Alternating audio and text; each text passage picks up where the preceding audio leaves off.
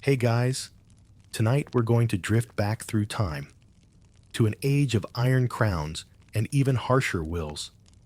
The shadows in the corners of great stone halls flicker and dance, tales of ambition so fierce it could remake a kingdom, and cruelty so profound it would be whispered for 1,000 years. We'll meet a king who wove political webs like a spider, another who created a gruesome forest to unnerve his enemies, and an emperor who sent an entire army home without their sight. It's a tour of medieval power at its most absolute and most terrifying. Let's be honest, if we were dropped into any of these courts, you probably wouldn't last the week. So, before you get comfortable, take a moment to like the video and subscribe, but only if you genuinely enjoy what I do here. As always, with our videos, the visuals aren't necessary to enjoy the story and are just here to provide extra context. Feel free to leave a comment letting us all know where you're listening from and what time it is. I always find it fascinating to see where our stories reach. Now, dim the lights, perhaps close your eyes, and let the world outside fade away as we begin our journey together. Our story begins not in a dark dungeon or a torture chamber, but on a windswept coast in northern France, where the salty air is thick with anticipation and the scent of sawdust from 1,000 new-built ships. It is the year 1066, a number that rings with significance for anyone who ever sat through a history class. You are standing on the shores of Normandy, and the man at the center of this storm is your Duke William. He's a formidable figure, descended from Viking sea kings, with a will as unyielding as the granite of his castles, and he is profoundly, monumentally annoyed. Across the narrow channel of water, the King of England, Edward the Confessor, has finally succumbed to his long illness. Edward was a pious gentleman, but he made a terrible mess of his succession planning by not having any children. And now, the most powerful earl in England, a man named Harold Godwinson, has placed the crown upon his own head. From William's perspective, this is not just a political maneuver, it is a grand theft. He claims that years ago, both King Edward and Harold himself had promised the throne to him. Whether this is true, or just some very convenient political marketing, is lost to the mists of time. But William believes it, or at least he acts like he does with every fiber of his being. So, he does what any ambitious medieval ruler with a grievance does. He decides on a hostile corporate takeover. He begins to assemble a fleet and an army, a monumental undertaking. He calls in favors from his barons, promises land and titles in a yet unconquered country, and hires mercenaries from all across Europe.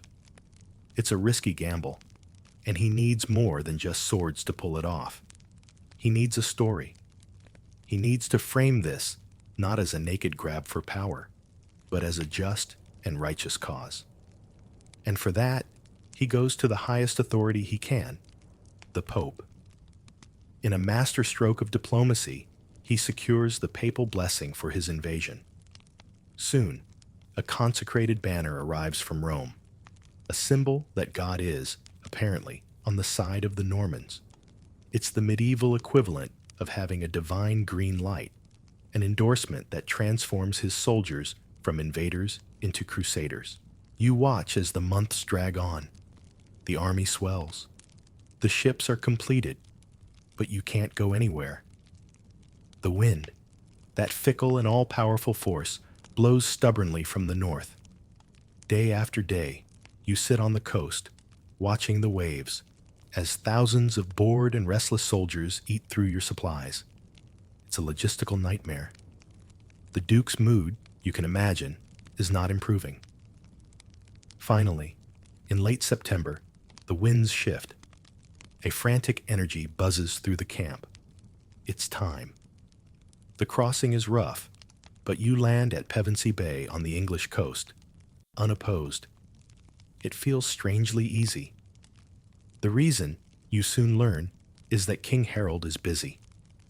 It turns out that 1066 was a particularly chaotic year to be an English king, because another claimant, the fearsome Viking king Harold Hardrada, had invaded in the north. Harold Godwinson had to march his army 200 miles at lightning speed, win a brutal battle at Stamford Bridge, and then immediately turn around and march all the way back south when he heard you had landed. His men are not just tired.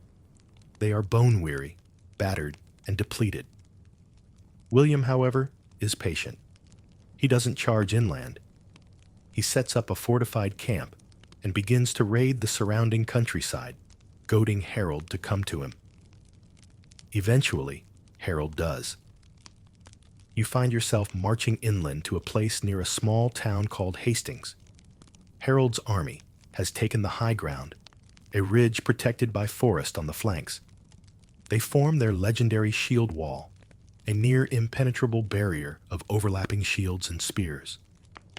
From your position at the bottom of the hill, it looks like a bristling, angry porcupine.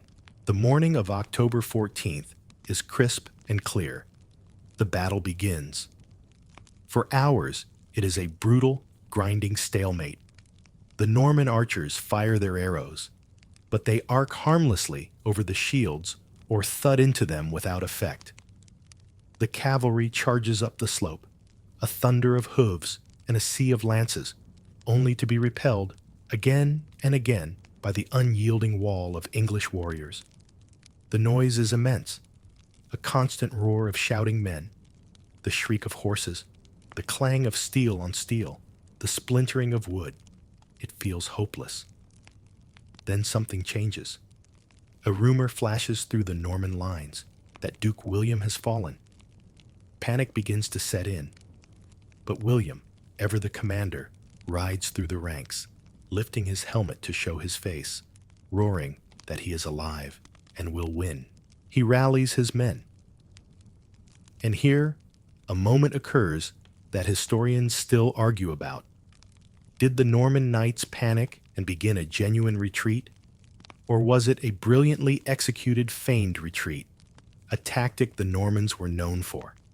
We may never know for sure. But what matters is what the English did. Believing their enemy was finally breaking, some of the men in the shield wall, high on adrenaline and the prospect of victory, broke formation and charged down the hill in pursuit. It was the fatal mistake. Once on level ground, they were vulnerable. William's knights turned, cut them down, and the integrity of the great shield wall was compromised. The battle raged for the rest of the day, a slogging match of sheer endurance. As dusk began to fall, a high arcing arrow found its way over the wall of shields and struck King Harold. The English king fell. With their leader gone, the spirit of the English defense finally broke. The great shield wall dissolved. The conquest was not yet complete, but the conqueror had won his name. As you stand on that field, surrounded by the quiet exhaustion that follows a great and terrible effort, a new age has dawned for England, and it will be an age forged in iron. The victory at Hastings was decisive, but the crown resting on William's head feels precarious. You thought the fighting was over, but it was just the beginning.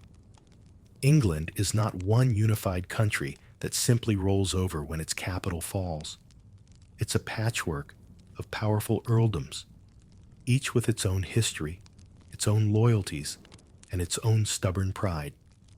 And nowhere is that pride more fierce than in the vast, wild expanse of the north. Up there, beyond the River Humber, the people are different. They have a strong Viking heritage, a legacy of the old Danelaw, and they look upon you and your fellow Normans not as their new masters, but as foreign occupiers. They did not consent to this new management, and they have no intention of complying. William tries the conventional approach first. He appoints a Norman earl, a man named Robert de Comines, to govern the region from the strategic city of Durham. It goes poorly. In early 1069, the local Northumbrians rise up, surround Durham, and in the dead of night, they overwhelm the Norman garrison. The new earl and his entire retinue are put to the sword. It's a bloody, defiant message sent south to London, and it's a message that is amplified when a massive fleet of Danish ships, led by the brother of the Danish king, sails up the Humber to join the rebellion. Together, the rebels march on the city of York. They storm the Norman castles, wipe out the defenders, and for a moment, it looks like the whole Norman project could unravel. When this news reaches William, something in him snaps. This is no longer a political problem to be managed. It is an act of treason, a personal insult to his authority and his God-given right to rule. He has been patient.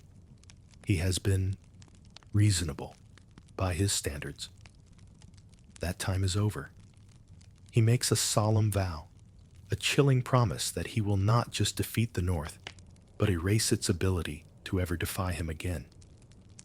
He gathers his army and begins the long march north. But this is not a campaign of conquest. It is a campaign of annihilation.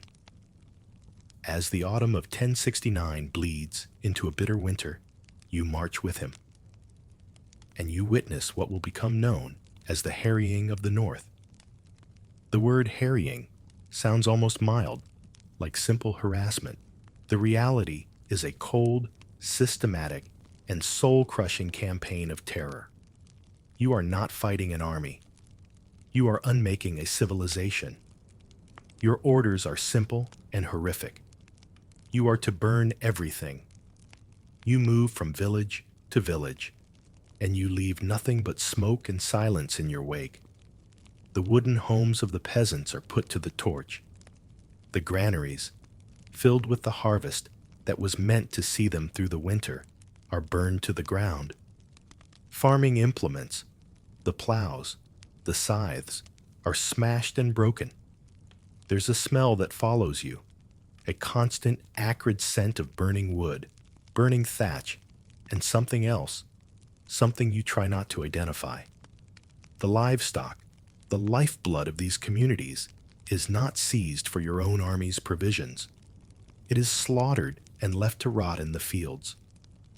A strange and quiet sorrow settles over you as you see the work of your hands. The land itself seems to be crying out in protest. There's a persistent rumor that in some places the soldiers are even sowing the fields with salt, a symbolic act of biblical proportions meant to render the soil barren for a generation. Whether this literally happened is a detail lost to history, but the intent behind the legend is undeniably real. To make sure nothing grows here again for a very long time. You see the people. At first, they try to fight, but soon, they just flee. They become streams of desperate refugees in the dead of winter, with no food, no shelter, and nowhere to go.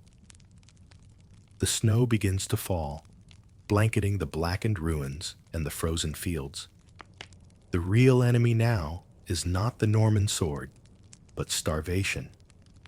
The chronicles written later, by monks shivering in their monasteries, will try to capture the horror. They speak of people eating their own horses, then their dogs and cats. They speak of families perishing in the woods, of bodies lying unburied by the roadsides. The estimated number of lives lost, mostly to famine and disease in the months that followed, is staggering. Some contemporary sources claim over 100,000 people perished. Modern historians debate whether William's actions constitute a genocide by medieval standards, or simply an exceptionally brutal example of military strategy for the era. But standing there, in the grim silence of a depopulated valley, such distinctions feel meaningless. Years later, William, in his obsessive need for control and order, will commission a great survey of his kingdom. It will be called the Domesday Book. And when the surveyors get to the lands of Yorkshire and the north, their entries will become chillingly repetitive. Page after page, they will simply write the word vasta. Waste. It is a bureaucratic, dispassionate confirmation of the horror you witnessed. Whole regions are empty, their value reduced to nothing. William has achieved his goal. The North is broken. It will not rise again in his lifetime. He has cemented his rule, not through the allegiance of his subjects, but through their abject terror. He has shown every corner of England the price of defiance. You have learned a vital lesson about your king. He is not just a brilliant general or a shrewd politician. He is a man who will burn a tenth of his own kingdom to the ground just to make a point.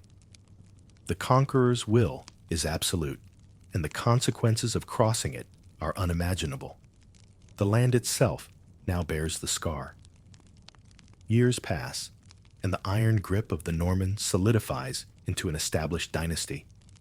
Castles, once raw earth and timber, are rebuilt in imposing stone. Their square keeps dominating the landscape. But power, you learn, is a restless thing. It shifts and changes with each new generation.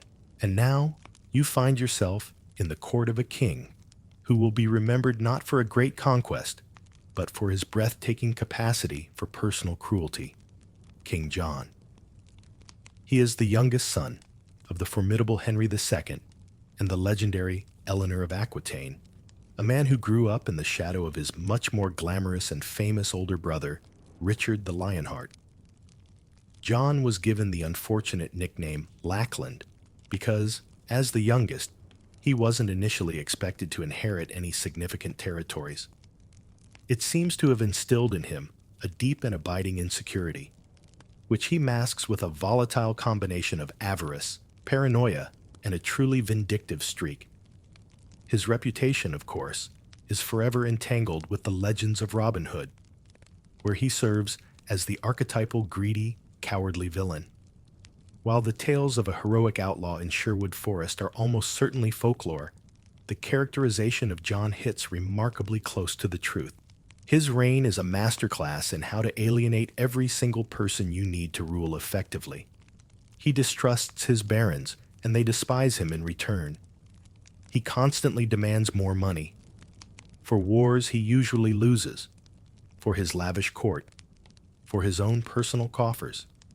He imposes scutage, a fee paid by knights to get out of military service, at an unprecedented rate, squeezing his vassals until they can barely breathe. It's not just policy, it's personal. You see it in the way he operates.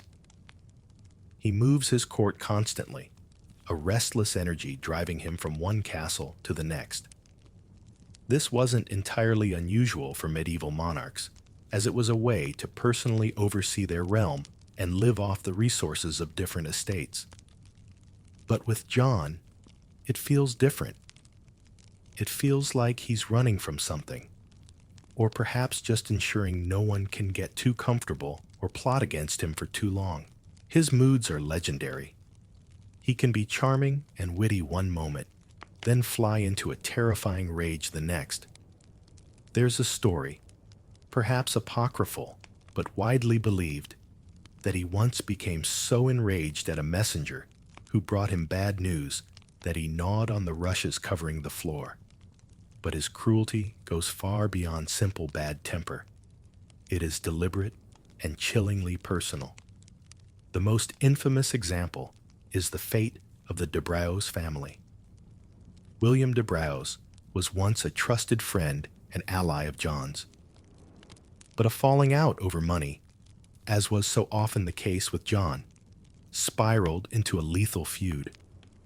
When William fled to France, John captured his wife, Matilda, and their eldest son. What happened next became a cautionary tale whispered in every great hall in England. John had them taken to Windsor Castle and locked in a dungeon. He did not grant them a quick end. Instead, he simply left them there. The guards were ordered not to provide them with any food or water. Days later, when the cell was finally opened, the two were found lifeless, Matilda having reportedly, in her final desperation, gnawed on the arm of her own son. It was a fate designed to inflict the maximum amount of suffering, a clear and terrifying message to anyone else who dared to defy him. His vindictiveness is matched only by his lechery. The chronicles of the time are filled with accusations that he pursued the wives and daughters of his own barons, a profound violation of the feudal code of conduct. It's one thing to tax a man into poverty.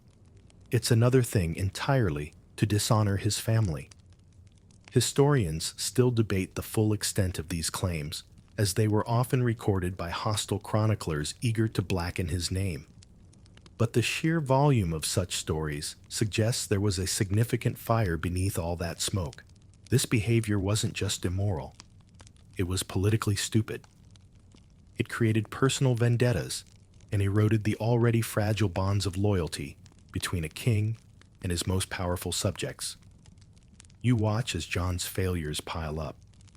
He loses Normandy, the ancestral homeland of the English kings, to the French. His attempts to reconquer it are disastrous and expensive failures.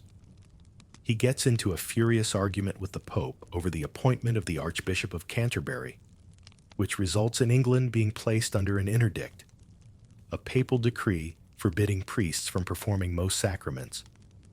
Churches are closed. Marriages can't be consecrated. The dead can't be given Christian burials. It's a spiritual crisis that deeply unsettles the common people and further damages his authority. Finally, the barons have had enough. They are tired of the endless taxes, the lost wars, the personal humiliations, and the king's complete disregard for their traditional rights. In 1215, they rise in open revolt. They are not trying to overthrow him, not yet. They are trying to constrain him. They corner him at a marshy meadow by the River Thames called Runnymede, and there, under duress, they force him to sign a document. It is a long list of grievances and demands, a charter of liberties. We call it the Magna Carta. At the time, nobody thinks it's a revolutionary document that will echo through the centuries. To John, it's a humiliating peace treaty he has no intention of honoring. To the barons, it's a practical solution to their immediate problems. But within its clauses are the seeds of something extraordinary.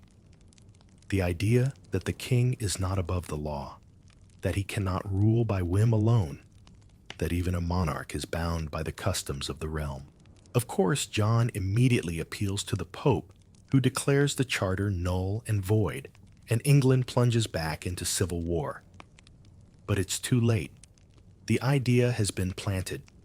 John's personal tyranny, his greed, and his cruelty have inadvertently created one of the most important legal documents in Western history. He dies a year later from dysentery while on campaign. A miserable end for a miserable king. His baggage train containing the crown jewels famously lost to the treacherous tides of an estuary called the Wash. He left a legacy not of conquest or glory, but of a kingdom so thoroughly pushed to the brink that it had to invent a new way to protect itself from its own king. The chaos of John's reign eventually fades into a long and somewhat unsteady peace under his son, Henry III. But as the 13th century marches on, a new kind of king comes to the throne. This is John's grandson, Edward I, and he is nothing like his grandfather. He is also exceptionally tall for the age, earning him the nickname Longshanks. It gives him a natural, intimidating presence, as if he can literally look down on everyone else's problems. He has a clear and unbending vision for his realm, a single, unified island of Britain, under his direct control, governed by his laws. And the first, most stubborn obstacle to that vision lies to the west, in the rugged mountainous lands of Wales. For centuries, Wales has been a land of independent princes, a place of ancient Celtic traditions, lyrical language, and a fierce, poetic spirit of resistance. The Norman lords on the border, the Marcher lords, have been chipping away at it for generations, but the Welsh heartlands have remained defiantly free. The current Prince of Wales, Llywelyn ap Gruffudd, is a proud and capable leader who considers himself a ruler in his own right, not some mere vassal of the English crown. He refuses to pay homage to Edward, a calculated snub that Edward, a man obsessed with feudal propriety and his own authority, cannot possibly ignore. For him, this is not just a political dispute, it's an untidy loose end. And Edward does not tolerate untidy loose ends. So begins the conquest. This is a slow, methodical, grinding machine of an invasion. Edward is a superb military strategist, and he understands the Welsh terrain. He knows that the mountains and forests that are Wales's greatest defense can also be turned against its defenders. His armies don't just march, they build. Axemen advance in front of the soldiers, clearing vast swathes of forest to deny the Welsh fighters their cover for ambushes. Engineers build new roads, pushing supply lines deeper and deeper into the wild terrain, ensuring the army can be fed and reinforced. It's a relentless, suffocating advance. But Edward's true genius, and the most enduring symbol of his conquest, is his use of castles. He embarks on one of the most ambitious and expensive military construction projects in European history. He is not just building forts, he is building stone behemoths, the cutting edge of military technology. You stand at the mouth of the River Conwy and watch as a masterpiece of stone and strategy rises from the rock. Master James of St. George, a genius architect brought over from Savoy, directs thousands of masons, carpenters, and laborers. They build not just a castle, but a walled town, a complete Norman English settlement planted in the heart of Welsh territory. And it's not just Conwy. An entire iron ring of these incredible fortresses begins to encircle the northern Welsh heartland of Snowdonia. There is the stunning geometry of Beaumaris, a perfect concentric castle within a castle. There is Harlech, perched dramatically on a sea cliff. And most imposing of all, there is Caernarfon, with its polygonal towers and color-banded stone, deliberately designed to echo the legendary walls of Constantinople, a statement of imperial power. Historians continue to explore whether these castles were merely defensive strongpoints or were intended from the start as the administrative and psychological centers of a new colonial government. Looking at them, you feel it's clearly both. They are designed to be unconquerable, but more than that, they are designed to demoralize. Each one is a permanent, unyielding declaration in stone. We are here. We are not leaving. This land is ours now. Its medieval shock and awe, and the budget must have been astronomical. The Welsh resistance, for all its bravery, is doomed. Llywelyn is eventually lured into a trap and cut down in a minor skirmish. His head is sent to London and displayed on a spike at the tower, crowned with ivy in mockery of an old Welsh prophecy. His brother, Dafydd, who continues the fight, is eventually captured. Edward decides to make an example of him. Dafydd is subjected to a new and particularly grim form of public execution for the crime of high treason, a penalty designed to be the ultimate deterrent. It's a brutal end to Welsh independence, but Edward isn't finished. He knows that military victory is only half the battle. He needs to win the peace. And here, he shows a flair for political theater. According to a story that has the delightful ring of truth, Edward gathers the remaining Welsh nobles. He promises to give them a new Prince of Wales, one who was born in their land, and, crucially, who speaks not a single word of English.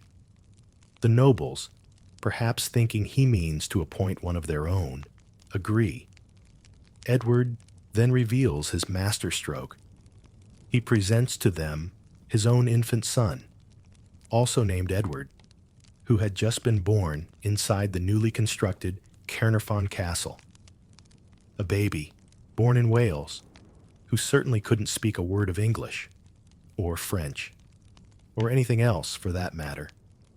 It was a brilliant, cynical move that fulfilled the letter of his promise while utterly crushing its spirit. It was the ultimate power play, establishing a tradition that continues to this day. He had not just conquered Wales with soldiers and stone. He had now claimed its future with a cunning act of political stagecraft.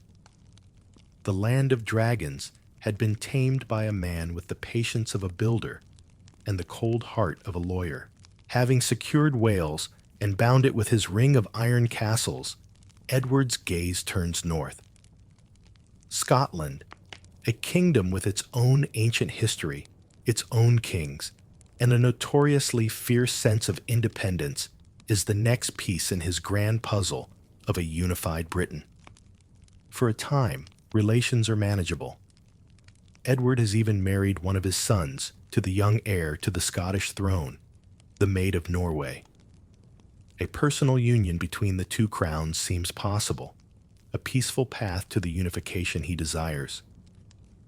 But fate, as it often does, intervenes.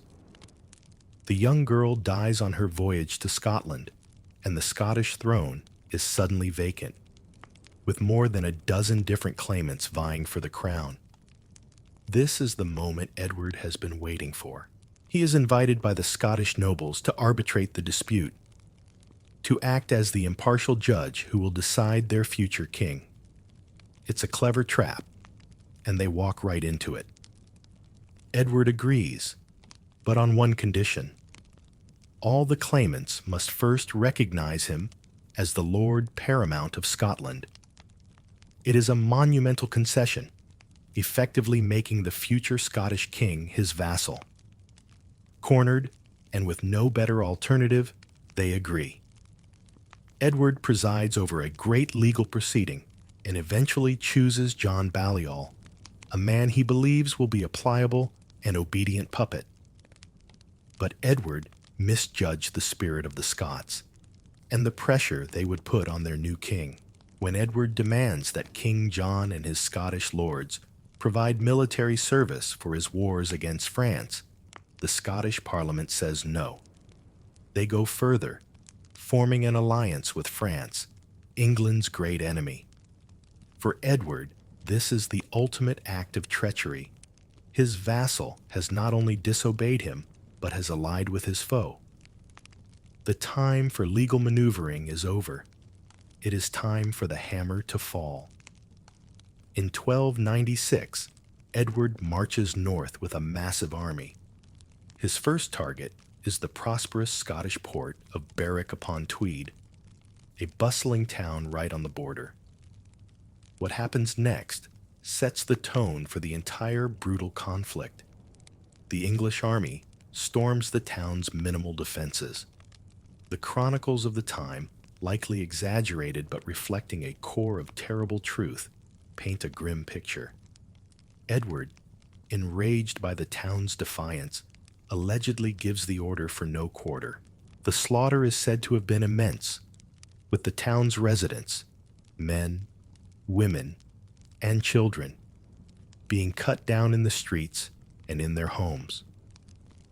The bloodshed is so great that the sources claim the streams of red running down the gutters flowed for 2 days. Berwick is sacked, its commerce destroyed, its people terrorized. It is a message, just like the harrying of the North was a message. This is the price of defiance. The Scottish army is swiftly defeated. King John is captured, stripped of his royal insignia in a humiliating ceremony, and packed off to imprisonment in the Tower of London. Edward marches triumphantly through Scotland, seizing the kingdom's most sacred relics. He takes the Stone of Scone, the ancient coronation stone of Scottish kings, and has it carted back to Westminster Abbey, where he builds a special chair, the coronation chair, to house it underneath the seat. It is a calculated act of psychological warfare, a declaration that the very legitimacy of the Scottish monarchy now resides with him. It seems, for a moment, that Scotland has been crushed as completely as Wales. But Scotland is not Wales. A simmering resistance erupts into open rebellion, led by a charismatic knight named William Wallace. He is not a great noble, but a man of the gentry, and he possesses a genius for guerrilla warfare and an unshakable will to fight.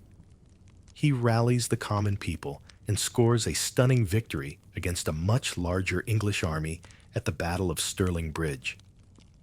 For a brief, glorious moment, Scotland is free once more, and Wallace is its guardian.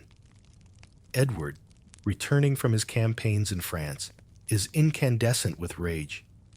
He personally leads another massive army into Scotland. This time, he will not be beaten.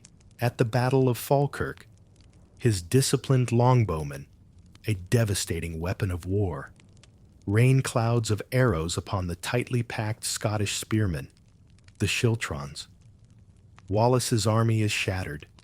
He is forced into hiding, becoming a fugitive in his own land, relentlessly hunted by Edward's agents for years. Eventually, in 1305, he is betrayed and captured. Wallace is not treated as a prisoner of war. In Edward's eyes, he is a traitor, and he will be made into the most terrifying example imaginable. He is transported to London for a show trial. He is charged with treason. Wallace's famous and defiant response is that he could not be a traitor to Edward, for he was never Edward's subject. The verdict, of course, is a foregone conclusion. The sentence is designed to inflict maximum pain, humiliation, and terror. Wallace is stripped and dragged by a horse for miles through the streets of London to the public execution site at Smithfield. There, in front of a jeering crowd, he is subjected to the full horror of being hanged, drawn, and quartered. It is a punishment of unimaginable cruelty. He is partially suspended, then taken down while still conscious. He is disemboweled, and his insides are displayed before him. Finally, his ordeal is ended. But even then, Edward's message is not complete. Wallace's head is dipped in tar to preserve it and is placed on a pike on London Bridge. His 4 limbs are sent to the corners of the conquered territories, to Newcastle, Berwick, Stirling, and Perth, as a grisly, silent warning to any other Scot who might dream of rebellion. Edward believed this ultimate act of brutality would extinguish the Scottish fire for good. He was wrong. The sheer barbarity of Wallace's end created a martyr. It galvanized a nation. Another man, Robert the Bruce, would rise to take Wallace's place, and the wars would continue for decades. The hammer of the Scots had forged not a compliant vassal state, but a nation unified by its hatred for him and a fierce determination to be free. The ghost of William Wallace would haunt the English crown for centuries to come. Let's leave the muddy battlefields of Scotland and travel across the Channel to the sophisticated, glittering court of Paris. Here, the air is thick, not with the smoke of burning villages, but with the scent of intrigue, law, and money. You are now in the presence of King Philip IV of France, known as Philippe le Bel, or the Fair, a nickname that refers not to his sense of justice, but to his handsome, almost unnervingly placid features. He is a king who rarely shows emotion. His gaze is cool, his demeanor aloof. He is not a warrior king like Edward I, charging into battle at the head of his army. Philip's brutality is of a different sort entirely. It is cold, calculating, and bureaucratic. It is the violence of a spreadsheet, the cruelty of a legal document twisted to serve a predetermined outcome. And his greatest project will be the complete and utter destruction of one of the most powerful and respected organizations in the Christian world, the Knights Templar. Even the name conjures images of crusading heroes, warrior monks in their distinctive white mantles emblazoned with a red cross. For nearly 200 years, they have been the elite fighting force of Christendom, the guardians of pilgrims, and, perhaps most importantly, the pioneers of international banking. After the Crusades began to wind down and the Holy Land was lost, the Templars' military role became less clear, but their financial role had exploded. They had commanderies, fortified estates all across Europe. A noble in London could deposit his money with the Templars and receive a letter of credit, which he could then cash in Paris or Rome.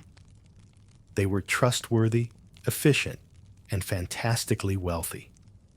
The Paris Temple was the effective treasury of France, and this is what made them a target. Philip the Fair is perpetually short on cash. He has expensive wars to fight against the English and the Flemish. He has an ever-growing government bureaucracy to pay for. He has already debased the coinage, expelled the Jews, and seized their assets, and levied crushing taxes on the church. He is running out of options. And then he looks at the Templars. He sees an immensely rich, supranational organization operating within his kingdom, holding vast sums of money yet loyal not to him, but to the Pope. But you can't just arrest the Pope's special forces and take their money. You need a reason. You need a scandal so shocking, a crime so heinous, that it will not only justify their destruction, but also turn public opinion against these revered knights. So, Philip and his brilliant, ruthless chief minister, Guillaume de Nogaret, begin to lay a trap. It is a masterpiece of conspiracy and black propaganda. For years, they quietly collect disgruntled former Templars, apostates, and criminals, individuals willing to spin tales for money or a pardon. They begin to build a secret file, a collection of lurid and sensational accusations. The charges they concoct are designed to be as offensive as possible to medieval sensibilities. They accuse the Templars of heresy. They claim that during their secret initiation ceremonies, new recruits were forced to deny Christ, to spit on the crucifix, and to engage in obscene kisses. They add charges of institutionalized sodomy, of worshiping a demonic severed head known as Baphomet, and of all manner of blasphemous and unnatural acts.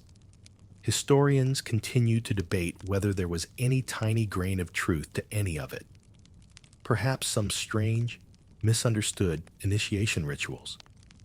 But the overwhelming consensus is that the charges were almost entirely fabricated, a grotesque smear campaign designed for maximum shock value. The planning is meticulous, executed with military precision. Secret, sealed orders are dispatched to royal agents, the seneschals, in every corner of France. They are given a date and told not to open the orders until the appointed time. The secrecy is absolute. The Templars, for their part, are completely oblivious. They have no reason to suspect a thing. Their Grand Master, a noble elderly knight named Jacques de Molay, has recently arrived in France at the request of the Pope to discuss plans for a new crusade. He even acts as a pallbearer at the funeral of one of Philip's relatives shortly before the storm breaks. He is an honored guest of the very king who is plotting his complete ruin. You are in Paris on the eve of Friday, October 13th, 1307. The date will, for some, forever be associated with bad luck, and this night is the reason why. The air is still. The city sleeps. The Templars rest in their great fortress, the Paris Temple, secure in their power and prestige. They have no idea that the net, woven over years with threads of lies, greed, and royal ambition, is about to be drawn tight. Philip isn't just planning to arrest a few leaders. He is planning a simultaneous kingdom-wide decapitation strike. Every Templar in France is to be seized at once, before they can communicate, before they can organize a defense, before they can move their legendary treasure. The Spider King, Louis XI, will later be known for his webs, but Philip the Fair has woven a web that will ensnare an entire institution. The cold, quiet king is about to unleash a storm of calculated violence that will horrify all of Europe. The dawn of Friday, October 13th, breaks gray and cold over Paris.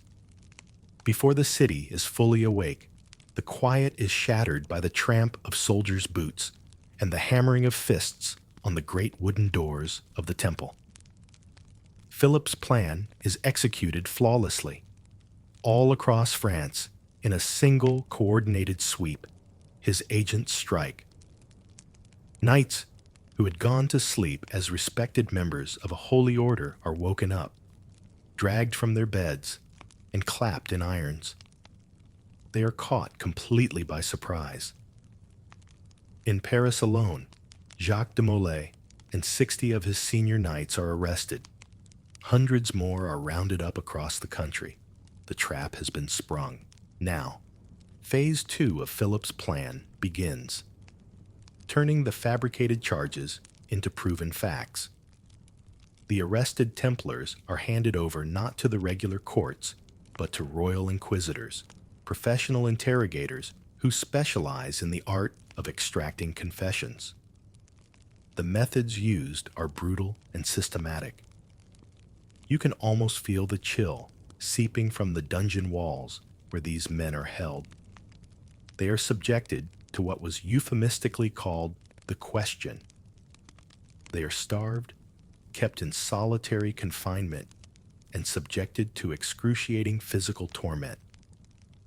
One of the most common methods is the strappado, where the prisoner's hands are tied behind their back, and they are hoisted into the air by a rope, dislocating their shoulders. Another favored technique involves greasing the prisoner's feet with animal fat, securing them in a rack, and then slowly roasting their souls over a fire. The pain is unimaginable, designed to break even the strongest will. Under this relentless pressure, the knights one by one begin to break. They are old soldiers, men of courage who would have faced death on a battlefield without flinching. But this is a different kind of enemy. This is a tireless, bureaucratic machine of pain that offers them a simple choice: confess to the impossible, or the agony will continue until you can no longer speak. And so, they confess. They admit to spitting on the cross. They admit to heresy. They admit to all the lurid, bizarre charges that Philip's lawyers have concocted. The confessions are carefully recorded by scribes, creating a mountain of incriminating, albeit completely coerced, paperwork. The Grand Master himself, Jacques de Molay, an old man worn down by his imprisonment, also confesses, hoping, perhaps, to spare his men further suffering. Philip now has exactly what he wanted: a pile of signed documents that prove the Templars' guilt. He publicizes these confessions, shocking the public and putting the Pope, Clement V, in an impossible position. The Pope is initially outraged by Philip's high-handed actions. The Templars are answerable only to him, and this is a flagrant violation of church authority. But Clement is a weak and politically vulnerable pope, heavily influenced by the powerful French king. Philip has the confessions. He has the knights in his dungeons. He begins to apply immense political pressure, even threatening to put a previous, long-dead pope on trial for heresy, a move that would create a scandal of epic proportions and tear the church apart. Cornered, Clement buckles.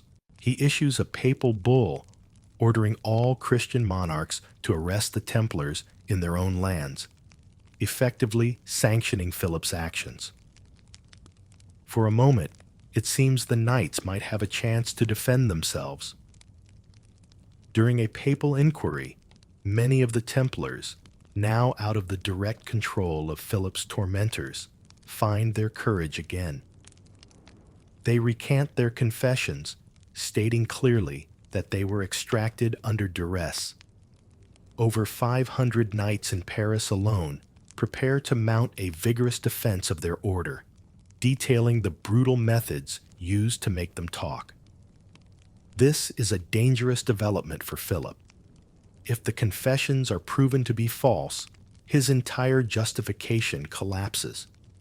He needs to silence this dissent, and he needs to do it in the most public and terrifying way possible. He declares the knights who recanted their confessions to be relapsed heretics. The penalty for this is absolute. In May 1310, 54 Templars are loaded onto carts, driven to a field outside Paris, and publicly burned at the stake. They are given no trial. It is a summary execution, a judicial massacre designed as an act of pure terror. It sends a clear and horrifying message to the remaining knights. If you take back your confession, this will be your fate.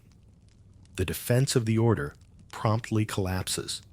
No one else dares to speak out. The final act plays out years later, in 1314. The grand trial is over, and the Pope has officially dissolved the order, transferring most of its property to their rivals, the Knights Hospitaller, though Philip's treasury managed to hold on to a substantial amount to cover his expenses. The senior leaders, including Jacques de Molay, are brought before a panel of cardinals on a scaffold in front of Notre Dame Cathedral to hear their final sentence, life in prison. But Jacques de Molay, now a man in his 70s, who has endured 7 years of imprisonment, has one last act of defiance left in him. He stands up and in a loud, clear voice recants his confession one last time. He proclaims his innocence and the innocence of his order, declaring that his only crime was to betray the Templars to save his own life. Philip the Fair, who is present, is enraged. This public defiance threatens to undo everything. He makes a snap decision. That very evening, without consulting the church authorities, he has Jacques de Molay and another senior Templar, who also recanted, ferried to a small island in the Seine. There, as dusk falls over Paris, they are slowly burned at the stake. Legend has it that with his dying breath, de Molay cursed King Philip and Pope Clement, summoning them to meet him before God's judgment within a year. It's a dramatic tale, almost certainly invented after the fact, but it captures the public mood. And strangely, it came true. Pope Clement passed away just a month later, and King Philip himself suffered a fatal accident while hunting before the year was out. The cold, calculating king had won, but his victory was tainted by a legacy of cruelty and a curse that would echo through the ages. We now journey south, crossing the Pyrenees into the sun-drenched, dust-blown kingdom of Castile. The political landscape here is a tangled web of family rivalries, where the line between a half-brother and a mortal enemy is dangerously thin. You find yourself in the court of a king whose nickname required no embellishment from later historians. He was known in his own time as Pedro el Cruel, or Peter the Cruel. His reign is not a story of grand strategy or institutional destruction. but a relentless, deeply personal whirlwind of paranoia, betrayal, and murder that feels more like a grim family drama than the governance of a kingdom. Pedro ascends to the throne in 1350 in the midst of the Black Death, a chaotic and fearful time. He is young, just 15 years old, and he inherits a court seething with ambition. His primary problem is his own family. His father, Alfonso XI, had a long and very public affair with a noblewoman named Leonor de Guzman, with whom he had 10 illegitimate children. These half-siblings, known as the Trastamaras, are led by the eldest and most ambitious, Henry. They are powerful, well-connected, and they see Pedro, the legitimate but isolated son, as a threat to their influence. From the very beginning, the stage is set for a brutal civil war. Pedro's cruelty seems to stem from a deep-seated insecurity and a conviction that he is surrounded by enemies, which, to be fair, he mostly was. He trusts almost no one, and his solution to any perceived threat is swift, final, and often theatrical. Early in his reign, he has his father's mistress, Leonor de Guzman, the mother of his rivals, imprisoned and then quietly disposed of. This act transforms the simmering rivalry with his half-brothers into an all-out blood feud. There is no going back now. You watch as the violence becomes a constant feature of his court. Pedro's paranoia dictates his every move. He surrounds himself with a small circle of trusted advisors, but even they are not safe. One of his most loyal men, his own master of the Order of Santiago, and his half-brother, Fadrique, is summoned to the royal palace in Seville. Fadrique, despite the ongoing feud, believes he has a guarantee of safe conduct. He arrives and is shown into the king's presence. Without warning, Pedro gives a signal. Guards emerge from behind tapestries, and Fadrique is struck down right there in the hall, in front of the king. Pedro, according to some chronicles, then calmly sat down to have his dinner in the same room, with the body of his half-brother lying nearby. This act of cold-blooded treachery sends shockwaves through the nobility. This wasn't a battle or a formal execution. This was an assassination, a violation of every code of chivalry and honor. But Pedro's reign is defined by such acts. He seems to take a grim satisfaction in eliminating his enemies in the most personal way possible. He invites another noble he distrusts to a friendly game of chess, and then has him dispatched mid-game. He visits his own aunt, who he suspects of plotting against him, and has her put to the end while she is recovering from an illness. His family life is just as tumultuous and tragic. For political reasons, he is forced into a marriage with a French princess, Blanche of Bourbon. The marriage is a disaster from the start. Pedro already has a mistress, Maria de Padilla, whom he adores. He abandons his new bride, Blanche, after only 3 days, effectively imprisoning her in a series of remote castles. For years, she remains his prisoner, a pawn in the complex political game between Castile and France. Eventually, likely on Pedro's orders, she is quietly eliminated by one of her jailers. The French court is scandalized, but there is little they can do. Whether she was poisoned or met a more direct end is a subject of historical speculation. But few doubt the king's hand was behind it. Pedro's reign is not just a series of personal vendettas, it's a full-blown civil war. His half-brother, Henry of Trastamara, flees to France and gathers support. The conflict becomes a proxy war for the larger 100 Years' War raging between England and France. Pedro allies himself with the English, led by the famous Edward the Black Prince. Henry allies himself with the French and their brilliant mercenary commander, Bertrand du Guesclin. For a time, with the help of the fearsome English longbowmen, Pedro is successful.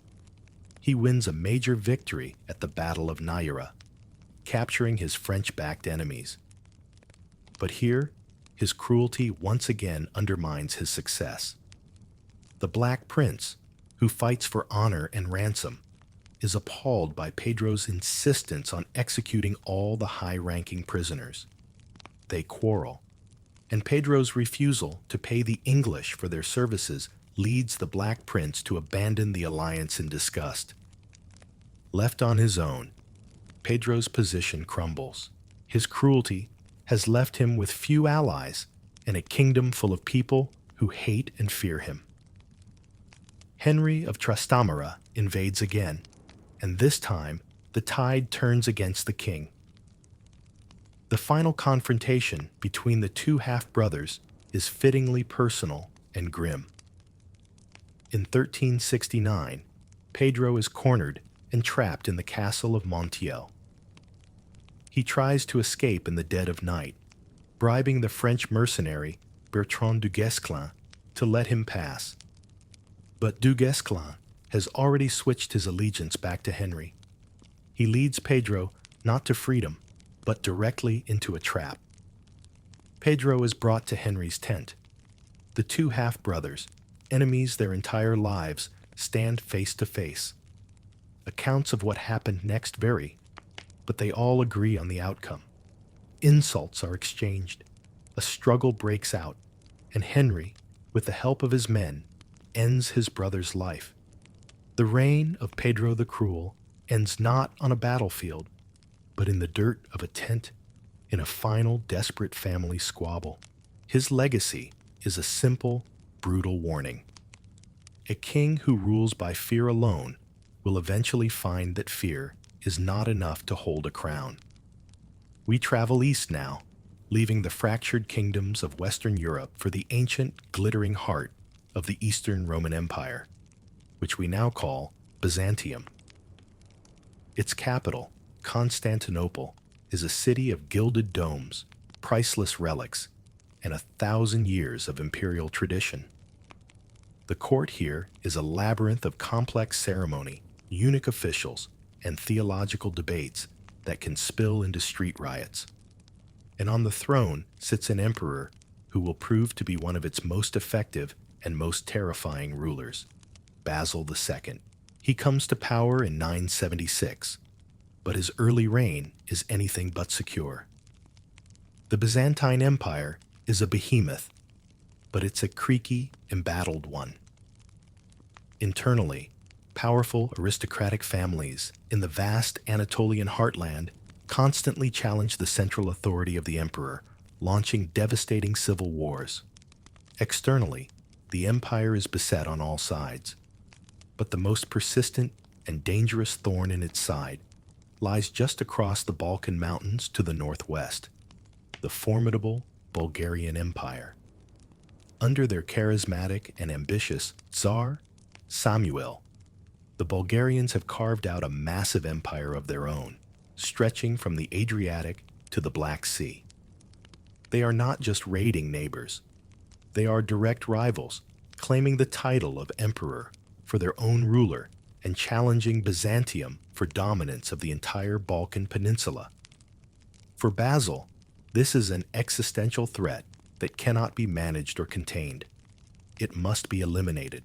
The Bulgarian problem will become the defining obsession of his long reign. So begins a war that will last for nearly 40 years. It is not a war of single glorious battles, but a grueling, attritional struggle fought in the harsh terrain of the Balkan Mountains. Year after year, as soon as the winter snows melt, Basil leads his army into Bulgarian territory. And year after year, Tsar Samuil, a master of guerrilla warfare, avoids a decisive confrontation. He uses the mountains to his advantage, launching ambushes, cutting supply lines, and melting away before the heavily armored Byzantine army can bring its full force to bear. It is a frustrating, bloody, and seemingly endless cycle. You are with Basil's army on one of these campaigns, The emperor is a stark, ascetic figure. He is not a man who revels in the pomp of the imperial court. He is a soldier, through and through. He wears the simple uniform of a common cavalryman, eats the same rations as his men, and sleeps on the hard ground with them. His beard is untrimmed, his manner is abrupt, and his focus is absolute. He has no wife, no children, no hobbies.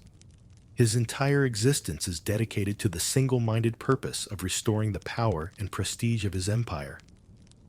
There is a quiet, intense ferocity about him that both inspires and unnerves his soldiers. You get the sense that he sees personal comfort as a weakness and mercy as a strategic error. The years of war turn Basil into a master of this brutal form of combat. He learns from his defeats. After a disastrous early ambush in a mountain pass known as the Gates of Trajan, where he barely escapes with his life, he becomes more cautious, more methodical. He learns to counter Samuel's tactics. He fortifies captured towns, builds a network of garrisons, and slowly, painstakingly, begins to choke the life out of the Bulgarian state. This is not just a military campaign. It is a siege on a national scale. He turns the mountains that were once Samuel's greatest asset into a cage. There's a telling little detail about Basil's personality that reveals his approach to power. Back in Constantinople, the great aristocratic families who had once challenged him are now completely subdued. When one of them, a man named Eustathios Milenos, grows too wealthy and powerful, Basil doesn't execute him. He does something more subtle and psychologically crushing.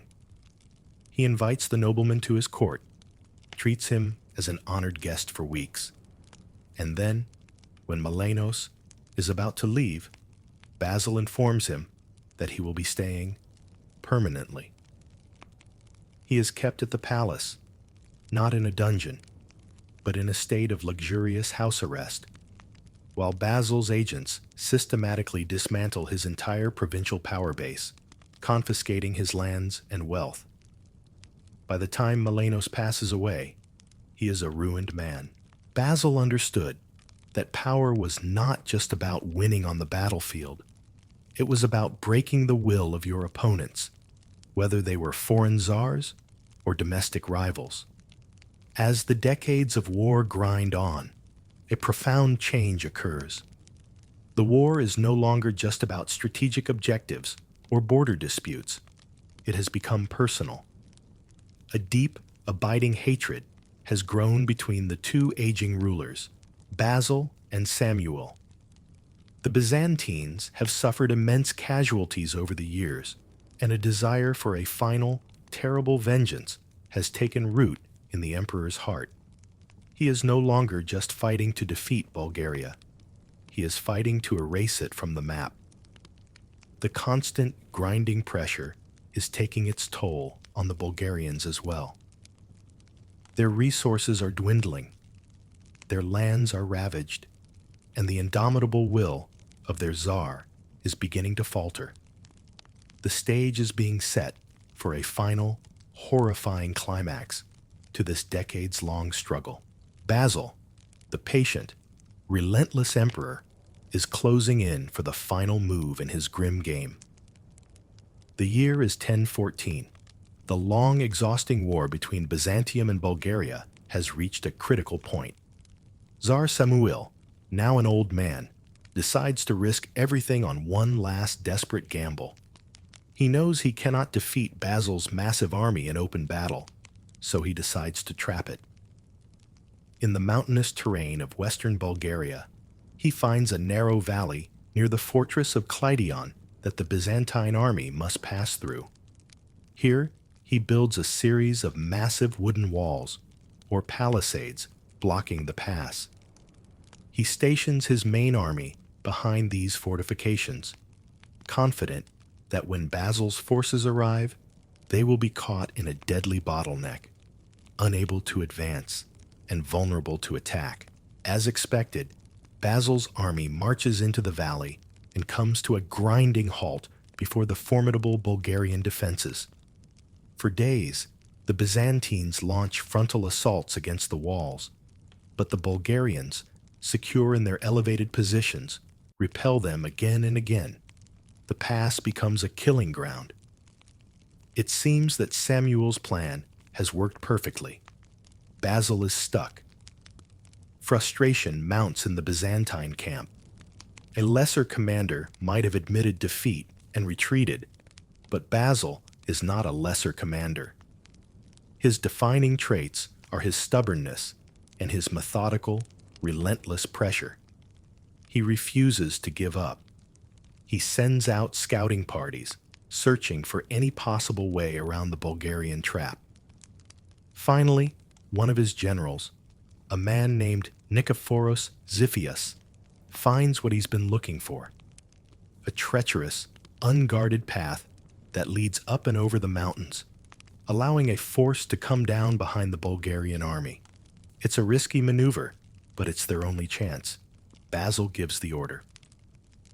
While the main army continues to launch diversionary attacks on the front of the palisade, keeping the Bulgarians occupied, Xiphias leads a hand-picked contingent of troops on the grueling climb. You can imagine the scene. The Bulgarian soldiers, confident behind their walls, hear the familiar sounds of battle from the front. But then, a new sound reaches their ears, a sound they do not expect: the roar of war cries and the blare of trumpets from behind them. Panic erupts. They are trapped. Xiphias's men charge down the mountain slope into their rear, while Basil, seeing the confusion, orders an all-out assault on the front. The Bulgarian defense collapses. Squeezed from both sides, their army is completely routed. What follows is a slaughter. Many are cut down as they try to flee. Tsar Samuil himself is barely saved, whisked away from the battlefield by his son. But for thousands of Bulgarian soldiers, there is no escape. The battle is over, and Basil has won the most decisive victory of the entire war. But victory is not enough for him. He wants to send a message. He wants to break the spirit of the Bulgarian nation so completely that it will never rise again. He rounds up the prisoners. The number, according to Byzantine chroniclers, is around 15,000 men. And here, in the aftermath of the battle, Basil gives the order that will earn him his grim and everlasting moniker, the Bulgar-Slayer. He does not execute the prisoners. A swift end would be a mercy, and Basil is not in a merciful mood. He orders them all to be blinded. The process is systematic and horrifying.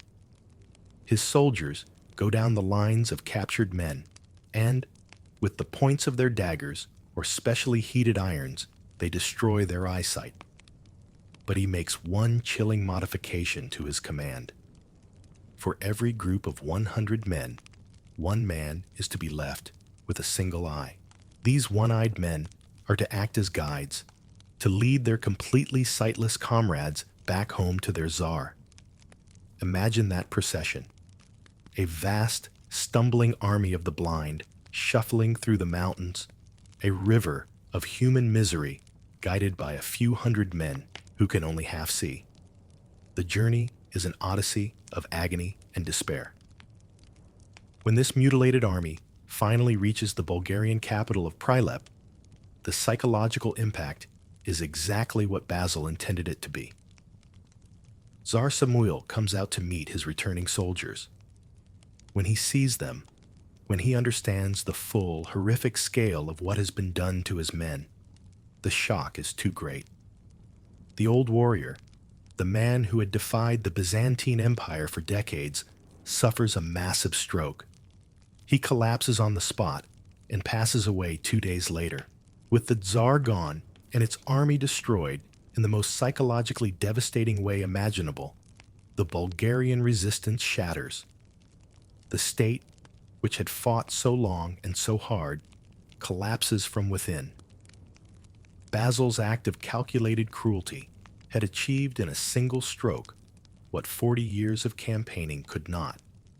It didn't just win a war, it ended a nation. Scholars have debated the precise numbers, suggesting the figure of 15,000 may be an exaggeration, but the core event and its devastating impact are not in doubt. It stands as one of the most brutal acts of psychological warfare in medieval history. Basil II had secured his borders and restored the might of his empire, but he had done so by unleashing a wave of suffering so profound that his name would forever be synonymous with the terrible price of his victory. Let's return to France, a century and a half after Philip the Fair's cold-blooded dismantling of the Templars. The kingdom is a scarred and battered landscape, still recovering from the ravages of the 100 Years' War and the Black Death. A new kind of king now sits on the throne, a man who is arguably the most unusual, cunning, and insidiously cruel ruler of his age, Louis XI. He is nothing like the chivalrous, armor-clad monarchs of popular imagination. In fact, he actively despises the pageantry and glorious, pointless charges of the nobility. He is famously plain in his dress, preferring the drab clothes of a merchant to the silks and velvets of a king. He is secretive, superstitious, and possesses a mind that is constantly spinning intricate plots. He earns the nickname the Universal Spider for his uncanny ability to weave complex webs of diplomacy, espionage, and conspiracy.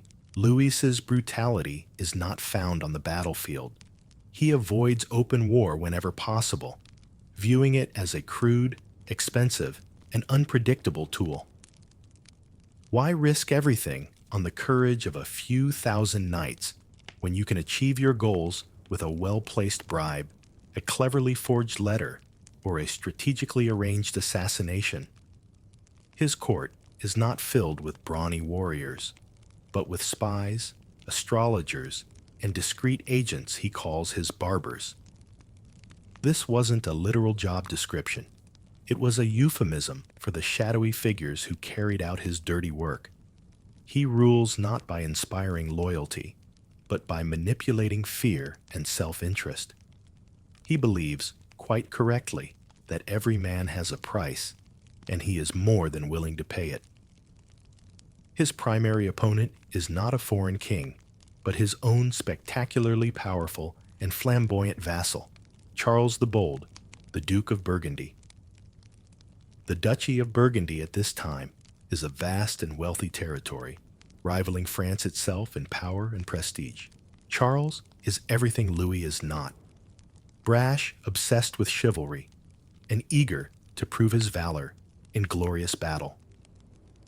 The two men are locked in a decades-long struggle that is less a war and more a vast cold chess match played across the map of Europe.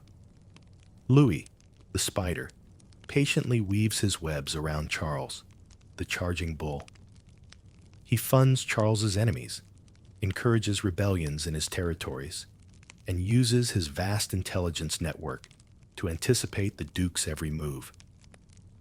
You see Louis in his favorite residence, the Château de Plessis-les-Tours. It's less a palace and more a fortress, surrounded by a triple wall and patrolled by Scottish archers, mercenaries he trusts far more than his own French nobles. He is a restless, paranoid man, constantly prowling its corridors, his mind always at work. He is deeply, almost pathologically, superstitious. He consults his personal astrologer on every major decision and is said to have surrounded himself with holy men and sacred relics in his later years, hoping to bargain with heaven to prolong his life. There's a fascinating and slightly comical story that he once paid a huge sum of money for what he was told was the very last squeak of the pig of St. Anthony, a relic of questionable authenticity, to put it mildly. This combination of cunning and paranoia makes him a deeply unnerving ruler. He prefers to control his high-ranking enemies not by executing them, which creates martyrs and enrages their families, but by breaking them. He wants to neutralize them, to render them powerless, and to do it in a way that serves as a chilling, slow-burn warning to others. He understands that the fear of a long, drawn-out suffering can be a far more potent political tool than the fear of a quick, clean death. The axe is for common criminals. For a rebellious duke or a treacherous cardinal, something more imaginative is required. His methods are subtle and varied. He is a master of misinformation, spreading rumors to sow dissent among his enemies. He turns family members against one another, exploiting greed and jealousy. A good example is his handling of his own brother, Charles, Duke of Berry. Fearing his brother was becoming a figurehead for a noble rebellion, Louis gifts him the Duchy of Guyenne, a territory with a notoriously unhealthy climate. Conveniently for Louis, his brother soon contracts an illness and passes away. Historians still argue whether this was a case of strategic neglect or something more sinister, like a poisoned peach given to the Duke's mistress. With Louis, you can never be quite sure, which was precisely the point. His power lay in that uncertainty. He created an atmosphere where no one knew who was a spy, what was true, or what the king might be planning. He kept his great nobles in a constant state of anxiety, making them too afraid to plot against him. The universal spider had caught them all in his web, and he was content to let them struggle, knowing they could never escape. The true genius of Louis XI's cruelty, however, was not in the quiet poison or the strategic rumor. It was in his most infamous and terrifying invention, a method of imprisonment so psychologically devastating that it became the symbol of his reign. He didn't just want to confine his enemies' bodies, he wanted to unravel their minds. To achieve this, he developed what became known as the fillettes, or little daughters. The name itself is a piece of grim, sarcastic whimsy, a deceptively gentle term for a truly horrific device. These were not ordinary prison cells. A fillet was a small iron cage, sometimes reinforced with wood, just big enough for a person to be crammed inside. Crucially, they were designed to be too small for the prisoner to either stand up fully or lie down completely. The victim was forced into a permanent, cramped crouch, a state of constant physical discomfort and stress. The cages were often suspended from the ceilings of dark, damp castle dungeons, so they would sway gently in the drafts, preventing any sense of stability or rest. Sometimes, they were exposed to the elements on the battlements, letting the rain and winter cold do their work. Imagine the experience. You are a powerful nobleman, perhaps a cardinal of the church like Jean Basil, who was accused of treason and became one of the most famous residents of these cages. One day, you are living in a palace, surrounded by servants and luxury. The next, you are folded into an iron box. The days and nights blur into a monotonous cycle of misery. Your muscles atrophy. Your joints seize up in agonizing pain. The lack of movement leads to sores and infections. The cold seeps into your bones. But the physical torment is only part of the design. The true target is the mind. The sensory deprivation, combined with the constant physical stress, is a potent recipe for psychological collapse. You can't pace. You can't stretch. You can't find a single comfortable position. You are trapped in a state of suspended animation, a living death. The gentle, almost imperceptible swaying of the cage becomes a form of motion sickness that never ends. The darkness, The silence broken only by the drip of water or the scuttling of rats works on your sanity. Hope begins to fade, replaced by a dull, aching despair. It was a slow, deliberate process of human deconstruction. Louis, it is said, would sometimes visit his most important prisoners, peering at them through the bars, perhaps to negotiate or simply to observe the effects of his handiwork. The story of Cardinal Basil is the most well documented. He was a trusted advisor who fell from grace after Louis discovered he was secretly corresponding with his great rival, Charles the Bold. For his betrayal, Basil was allegedly confined to one of these cages for 11 years. The historical accuracy of this specific duration is debated. Some scholars suggest it was a shorter period, and perhaps not always in the cage itself. But the legend became firmly embedded in the public imagination. It was a terrifyingly clear demonstration of what happened to those who betrayed the Spider King. Louis didn't invent the concept of a cage for prisoners, but he perfected it as a tool of political terror.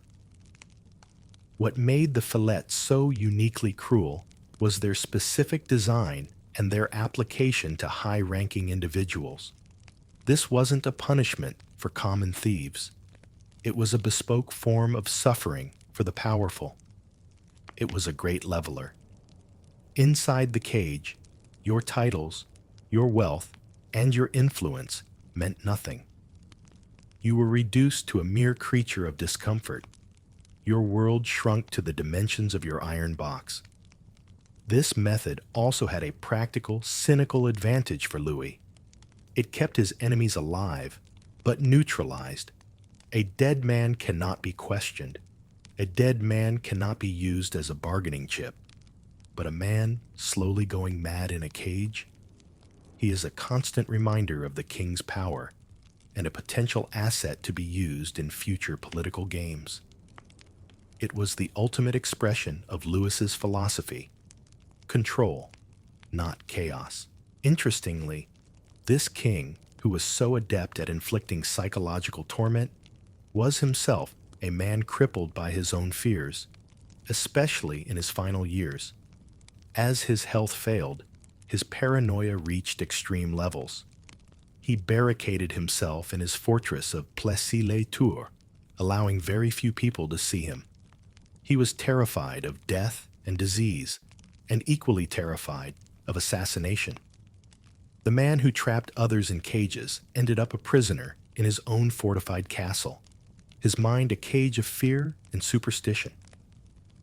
The fillets, his little daughters, were the perfect symbol of his reign, a form of cruelty that was not loud and bloody, but quiet, insidious, and designed to break the mind as much as the body.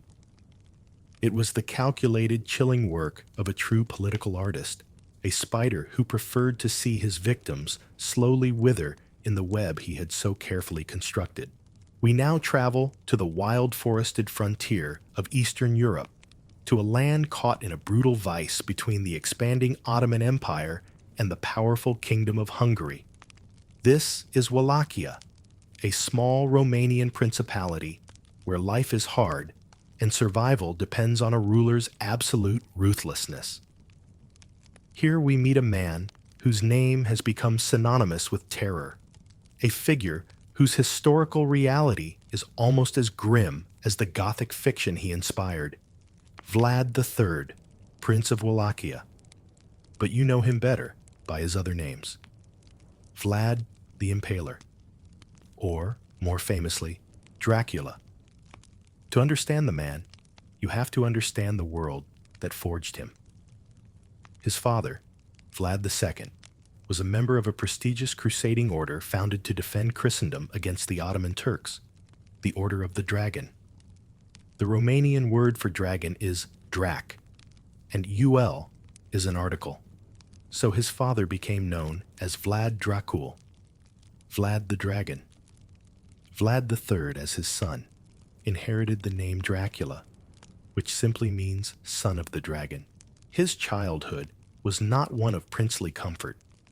It was a brutal education in the violent politics of the region.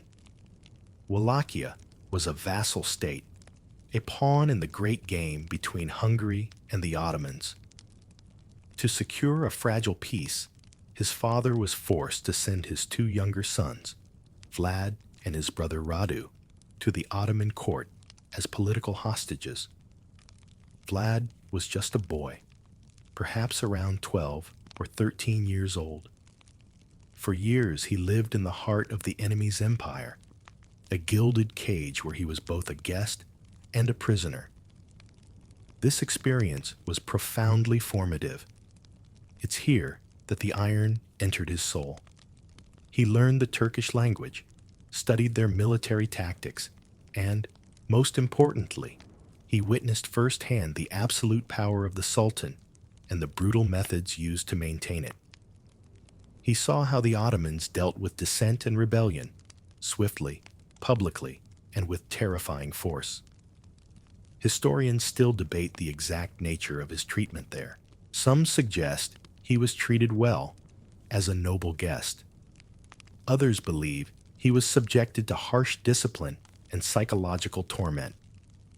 Whatever the specifics, it's clear that this period instilled in him a deep, burning hatred for the Ottomans, a profound distrust of his fellow Wallachian nobles, whom he blamed for his family's political misfortunes, and an unshakable conviction that the only way to rule and survive in this brutal world was through absolute terror. When he finally returns to Wallachia and, after a series of bloody struggles, secures the throne, he brings these lessons with him. He finds a kingdom riddled with corruption, internal strife, and the overweening power of the boyars, who have a long and storied history of assassinating princes who displease them. Vlad's own father and older brother had been betrayed and brutally ended by these same nobles. Vlad is determined that this will not be his fate. He decides to break their power, to cleanse his kingdom, and to establish a new order based on his absolute, unquestioned authority. And he has a specific method in mind for achieving this. One of his first and most legendary acts is to host a great Easter feast for the leading boyar families. He invites hundreds of them to his court in Targoviste. They come dressed in their finest clothes, expecting a celebration and a chance to curry favor with the new prince.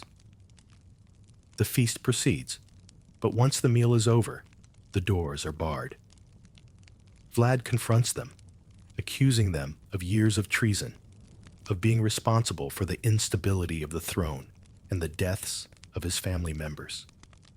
He asks them how many princes they have seen in their lifetimes. The older nobles, puffing out their chests, boast of having lived through the reigns of dozens. This is the answer Vlad wants. It is their own confession of their disloyalty. What happens next is a calculated act of mass retribution. The oldest boyars and their families are rounded up on the spot. According to the tales, they are taken outside and impaled on large, sharpened stakes. This punishment, which he likely witnessed, or at least learned about from the Ottomans, would become his gruesome trademark. But for the younger, healthier nobles and their families, he has a different fate in mind. He marches them, still in their fine Easter clothes, 50 miles through the mountains to the ruins of an old castle overlooking the Argesh River. There, he forces them into slave labor, commanding them to rebuild the fortress, which will become his famous Poenari Castle. They are worked relentlessly, without adequate food or rest. The stories say that most of them perished from exhaustion and mistreatment, their fine silks and velvets rotting to rags on their backs as they toiled until their last breath. In a single, brutal stroke, Vlad has eliminated an entire generation of the old nobility, replacing them with men of his own choosing, loyal only to him. He has sent an unmistakable message to every corner of his land. The old ways are over. There is a new power in Wallachia, and the price for defying it is not just a quick end, but an agonizing and humiliating one. The son of the dragon has been forged in the crucible of hostage politics and is now ready to unleash his own brand of terror, not just on his internal enemies, but on the vast Ottoman Empire that once held him captive. With his domestic power base secured through sheer terror, Vlad turns his attention to the great enemy to the south, the Ottoman Empire. He renounces his vassalage, refuses to pay the annual tribute to the Sultan, and launches a daring, shockingly brutal campaign across the Danube River into Ottoman territory. He sends a letter to his Hungarian allies, boasting of the devastation he has wrought, providing chillingly precise numbers of the people he has eliminated in each town and village. This is not just a military raid. It is an open declaration of war against the most powerful empire in the region, a deliberate and audacious provocation. The Sultan, Mehmed II, is the man who had conquered Constantinople just a few years earlier.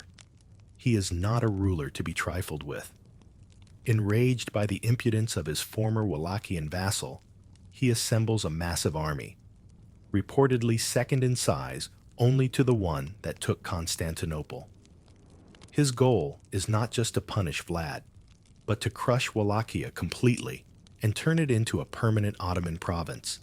In 1462, this colossal force, led by the Sultan himself, crosses the Danube and marches into Wallachia. Vlad knows he cannot possibly defeat this army in a conventional battle.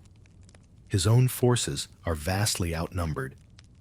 His only hope lies in a campaign of guerrilla warfare, attrition, and above all, psychological terror.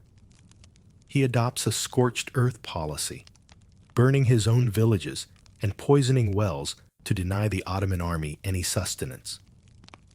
He leads his smaller, highly mobile cavalry units in a series of daring night raids, sowing chaos and fear in the vast Ottoman camp.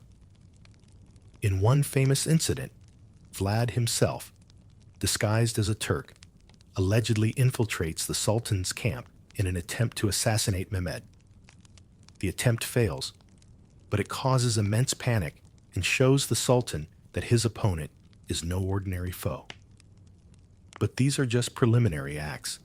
Vlad is building towards his masterpiece, the ultimate act of terror designed to break the will of the invading army and horrify its commander.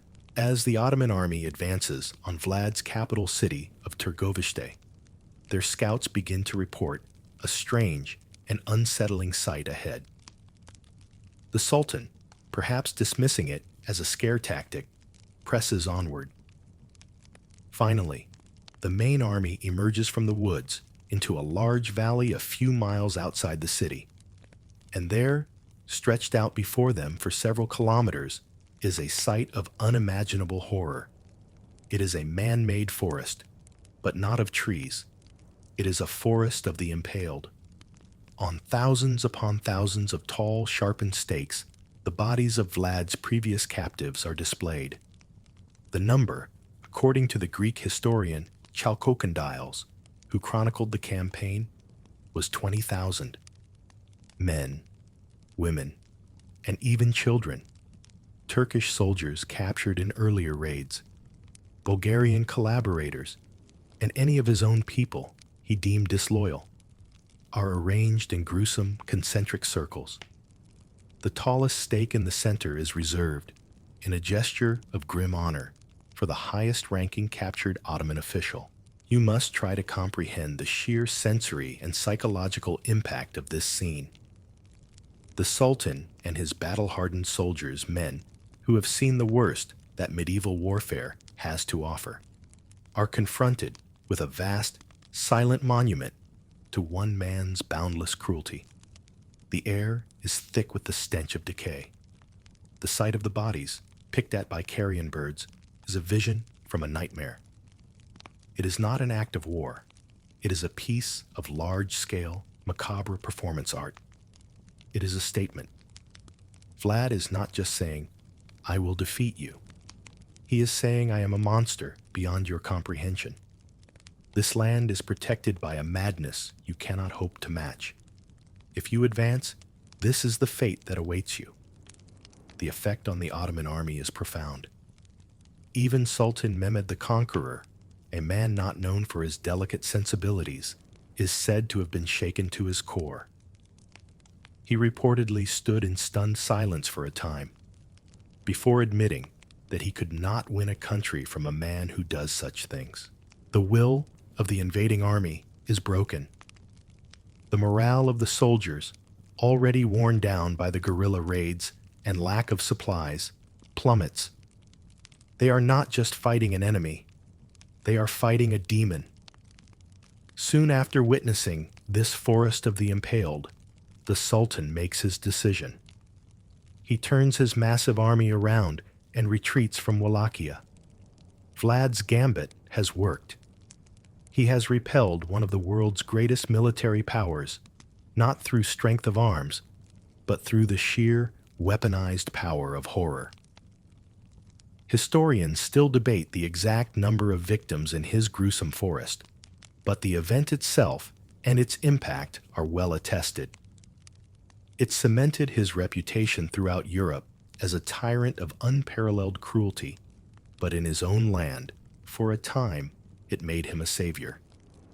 He had protected Wallachia's fragile independence using the only tool he had in sufficient quantity, a terrifying and absolute ruthlessness that bordered on madness. The son of the dragon had shown the world the terrible power that lay in embracing the dark. As the flickering lamplight of our journey begins to dim, we can pull back and look at the dark tapestry we have woven together. From the scorched fields of northern England to the sun-baked plains of Castile, from the gilded halls of Paris to the grim forests of Wallachia, we've seen how the medieval world was shaped not just by faith and chivalry, but by fear. For these kings and rulers, cruelty was not always the product of a deranged mind, though it sometimes was. More often, it was a tool, a calculated instrument of statecraft, as essential to their power as a crown or a sword. Think of William the Conqueror. The harrying of the North was an act of unimaginable brutality, but from his cold, strategic perspective, it worked. It ended the northern rebellions for a generation and sent a clear message that the Norman yoke would not be thrown off. Edward I's treatment of the Welsh princes and William Wallace was savage, but it was designed to crush the very idea of resistance, to make the price of defiance terrifyingly, unforgettably clear. Power, in their world, was a zero-sum game, and the demonstration of absolute merciless authority was a way to keep the board tilted in your favor. Then there was the cold, bureaucratic cruelty of Philip the Fair. His destruction of the Knights Templar was not a crime of passion, but a meticulously planned corporate liquidation, using institutionalized torment as a means to a financial end. It reveals a chillingly modern aspect of tyranny, the power of the state, with its laws and its scribes and its inquisitors, to methodically unmake an entire organization for the sake of the treasury. It was brutality disguised as legal process, a web woven not with emotion, but with ink and royal decrees. And in the more personal reigns of men like Pedro the Cruel and Vlad the Impaler, we see how paranoia and a thirst for vengeance could become state policy. Pedro's court was a snake pit of familial betrayal, and his murders were a desperate, bloody attempt to stay one step ahead of the assassins he saw in every shadow.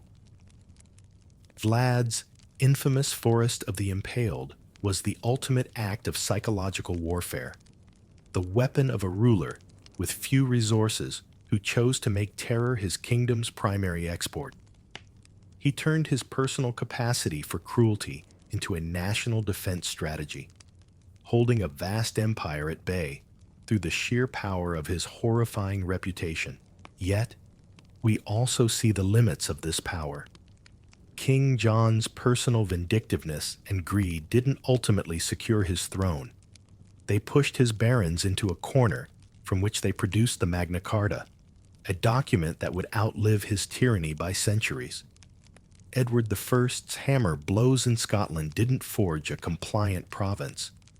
They forged a martyr in William Wallace and galvanized a nation's will to be free.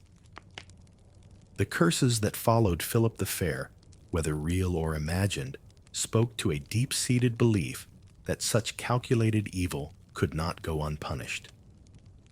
Cruelty could win battles, it could secure a reign, but it rarely won hearts, and it often planted the seeds of future conflict. Historians must always walk a fine line trying to understand these figures in the context of their exceptionally violent times without excusing their actions by our modern standards. We can analyze the strategic logic behind blinding an army, as Basil did, and still be profoundly disturbed by the act itself. The universal spider, Louis XI, with his insidious iron cages, reminds us that the most profound cruelty is not always the one that sheds the most blood, but the one that slowly and deliberately unravels the human spirit. Each of these rulers, in his own way, held up a dark mirror to the world they governed, reflecting its anxieties, its ambitions, and its capacity for breathtaking inhumanity. They are reminders that the grand sweep of history is often driven by deeply personal and deeply flawed human beings, whose legacies are written as much in the suffering they caused as in the castles they built or the kingdoms they won. Their stories linger, not just as grim bedtime tales, but as cautionary examples of the dark marriage between power and fear. We have walked through valleys of the blind and forests of the impaled. We have witnessed the cold calculations of kings and the desperate paranoia of tyrants. These stories, born of a world so different from our own, remind us of the enduring, often brutal, complexities of power and the indelible marks that a few forceful wills can leave upon the pages of history. But now, that history can rest. The great halls are empty, the battlefields are silent, and the webs of the Spider King have long since turned to dust. Let the echoes of their reign soften and dissolve, leaving behind only the gentle stillness of the night. It is time to let go of these grim chronicles, to allow the darkness to be a comfort rather than a threat, and to let your own mind drift away from these distant, troubled shores. The journey is over. Rest now.